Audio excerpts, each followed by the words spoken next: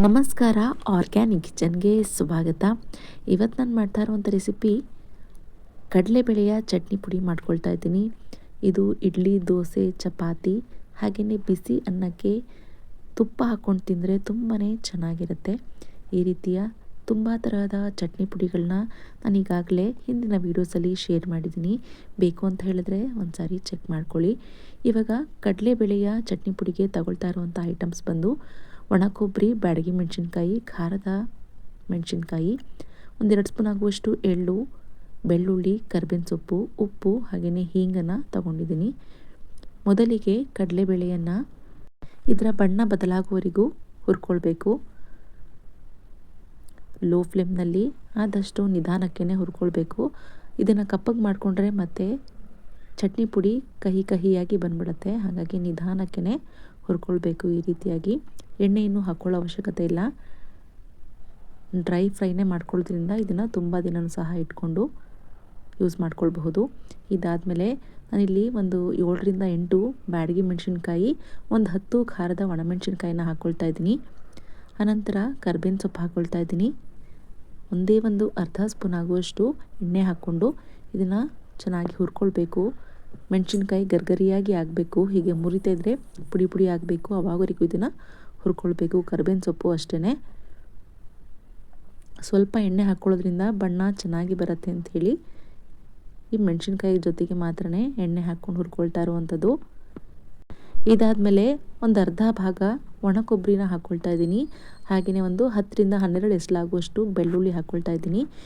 ಇದನ್ನು ಅಷ್ಟೇ ಲೋ ಫ್ಲೇಮ್ನಲ್ಲೇ ಹುರ್ಕೊಳ್ಬೇಕು. ಕೊಬ್ಬರಿನ ಕಪ್ಪಗೆ ಮಾಡ್ಕೊಳ್ಳಿಕ್ಕೆ ಹೋಗಬಾರ್ದು. ಆದಷ್ಟು ನಿಧಾನಕ್ಕೇ ಲೋ ಫ್ಲೇಮ್ನಲ್ಲೇ ಹುರ್ಕೊಂಡ್ರೆ ಚಟ್ನಿ ಪುಡಿ ಟೇಸ್ಟ್ ಸಹ ಚೆನ್ನಾಗಿರುತ್ತೆ. ಇದಾದಮೇಲೆ ಒಂದು ನಿಂಬೆಹಣ್ಣು ಗಾತ್ರದಷ್ಟು ಹುಣಸೆಹಣ್ಣನ್ನು ಹಾಕ್ಕೊಂಡು ಹುರ್ಕೊಳ್ತಾ ಇದ್ದೀನಿ. ರುಚಿಗೆ ತಕ್ಕಷ್ಟು ಉಪ್ಪನ್ನು ಹಾಕ್ಕೊಳ್ತಾ ಇದ್ದೀನಿ. ನಾವೇನೇ ರುಬ್ಕೊಂಡ್ರೂ ಸಹ ಎಲ್ಲನೂ ಹುರಿದಿಟ್ಕೊಂಡೇ ರುಬ್ಕೊಳ್ಬೇಕಾಗತ್ತೆ ಚಟ್ನಿ ಪುಡಿಗಳಲ್ಲಿ. ಯಾಕೆ ಅಂತ ಹೇಳಿದ್ರೆ ಇದನ್ನು ನಾವು ತುಂಬ ದಿನ ಇಟ್ಕೊಂಡು ಯೂಸ್ ಮಾಡೋದ್ರಿಂದ ಬೇಗನೆ ಕೆಡೋದಿಲ್ಲ. ಹಾಗಾಗಿ ಇದಾದಮೇಲೆ ಕೊನೆಯಲ್ಲಿ 1-2-3 ಸ್ಪೂನ್ ಆಗುವಷ್ಟು ಎಳ್ಳನ್ನು ಹಾಕಿ ಇದನ್ನು ಸಹ ಚಟಪಟ ಅನ್ನೋವರೆಗೂ ಹುರ್ಕೊಳ್ಬೇಕಾಗತ್ತೆ.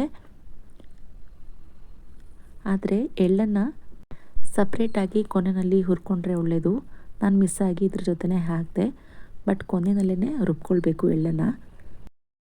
ಇದಾದಮೇಲೆ ಫ್ಲೇಮ್ನ ಆಫ್ ಮಾಡಿಕೊಂಡು ಒಂದು ಅರ್ಧ ಸ್ಪೂನ್ ಆಗುವಷ್ಟು ಹೀಂಗನ್ನು ಸಹ ಹಾಕ್ಕೊಂಡು ಹುರ್ಕೊಂಡು ಇದನ್ನೆಲ್ಲನೂ ತಣ್ಣಗಾದ್ಮೇಲೆ ರುಬ್ಕೋಬೇಕಾಗತ್ತೆ. ಈ ಚಟ್ನಿ ಪುಡಿ ನಮಗೆ ತಕ್ಷಣಕ್ಕೆ ಏನೋ ಅಡುಗೆ ಮಾಡಲಿಕ್ಕಾಗೋದಿಲ್ಲ, ದೋಸೆ ಇಡ್ಲಿಗೆ ಚಟ್ನಿ ಅಥವಾ ಪಲ್ಯ ಮಾಡಲಿಕ್ಕಾಗೋದಿಲ್ಲ ಅನ್ನೋ ಟೈಮ್ನಲ್ಲಿ ಈ ರೀತಿ ಚಟ್ನಿ ಪುಡಿಗಳು ಮನೆಯಲ್ಲಿದ್ದರೆ ಅನ್ನಕ್ಕೆ, ದೋಸೆಗೆ, ಚಪಾತಿಗೆ, ರೊಟ್ಟಿಗೆ ತುಪ್ಪ ಅಥವಾ ಕೊಬ್ಬರಿ ಎಣ್ಣೆನ ಹಾಕ್ಕೊಂಡು ತಿಂದರೆ ಚೆನ್ನಾಗಿರುತ್ತೆ. ನೀವು ಕೂಡ ಒಮ್ಮೆ ಈ ರೀತಿ ಕಡಲೆಬೇಳೆಯ ಚಟ್ನಿ ಪುಡಿಯನ್ನು ಟ್ರೈ ಮಾಡಿ. ಹೇಗಾಯಿತು ಅಂಥೇಳಿ ಕಾಮೆಂಟ್ ಮಾಡಿ.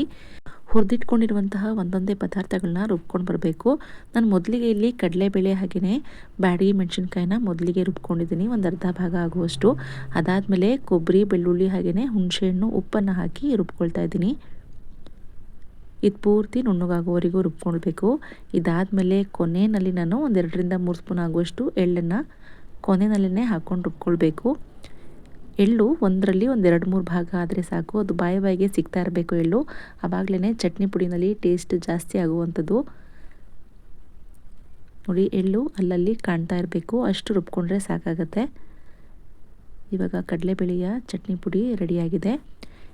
ಇದು ರುಬ್ಬಾದ್ಮೇಲೆ ನಾವು ಒಂದು ಅಗಲ ಇರುವಂತಹ ಪಾತ್ರೆಯಲ್ಲಿ ಹಾಕಿ ಇದನ್ನು ತಣ್ಣಗಾಗ್ಲಿಕ್ಕೆ ಬಿಡಬೇಕು. ನಂತರ ಇಲ್ಲಿ ಗಂಟು ಕಟ್ಟಿರೋ ಥರ ಆಗಿರುತ್ತೆ ರುಬ್ಕೊಂಡಿರೋದ್ರಿಂದ. ಅದನ್ನೆಲ್ಲ ಪೌಡರ್ನ ರೀತಿ ಮಾಡಿ ಆನಂತರ ಇದನ್ನು ಸ್ಟೋರ್ ಮಾಡ್ಕೊಳ್ಬೇಕು.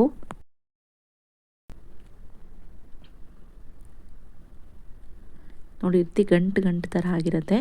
ಆ ಗಂಟನ್ನೆಲ್ಲ ಒಡೆದು ಗ್ಲಾಸ್ ಕಂಟೈನರ್ನಲ್ಲಿ ಸ್ಟೋರ್ ಮಾಡಿ ಇಟ್ಕೊಳ್ಬೇಕು. ಇದನ್ನು ಬ್ಯಾಚುಲರ್ ಸಹ ಆರಾಮಾಗಿ ಟ್ರೈ ಮಾಡ್ಬೋದು. ಈಗ ಆಫೀಸ್ಗೆ ಹೋಗ್ತೀವಿ ಅಂತ ಹೇಳೋರಿಗೆ ಅರ್ಜೆಂಟಿಗೆ ಅಡುಗೆ ಮಾಡಲಿಕ್ಕೆ ಆಗೋದಿಲ್ಲ ಅನ್ನೋ ಟೈಮ್ನಲ್ಲಿ ಈ ಚಟ್ನಿ ಪುಡಿ ಕೆಲಸಕ್ಕೆ ಬರುತ್ತೆ ಅಂತಲೇ ಹೇಳ್ಬೋದು. ನೀವು ಕೂಡ ಒಮ್ಮೆ ಟ್ರೈ ಮಾಡಿ. ಹೇಗಾಯಿತು ಅಂತ ಹೇಳಿ ಕಾಮೆಂಟ್ ಮಾಡಿ. ನನ್ನ ಈ ಚಾನಲ್ನ ಯಾರೆಲ್ಲ ಇದುವರೆಗೂ ಸಬ್ಸ್ಕ್ರೈಬ್ ಮಾಡ್ಕೊಂಡಿಲ್ವೋ ಪ್ಲೀಸ್ ಸಬ್ಸ್ಕ್ರೈಬ್ ಮಾಡ್ಕೊಳ್ಳಿ. ಈ ವಿಡಿಯೋಸ್ನ ನಿಮ್ಮ ಫ್ರೆಂಡ್ಸ್ ಆ್ಯಂಡ್ ಫ್ಯಾಮಿಲೀಸ್ಗೂ ಕೂಡ ಶೇರ್ ಮಾಡಿ. ವಿಡಿಯೋಗೆ ಲೈಕ್ ಹಾಗೂ ಕಾಮೆಂಟ್ ಮಾಡೋದನ್ನು ಮರಿಬೇಡಿ. Thank you.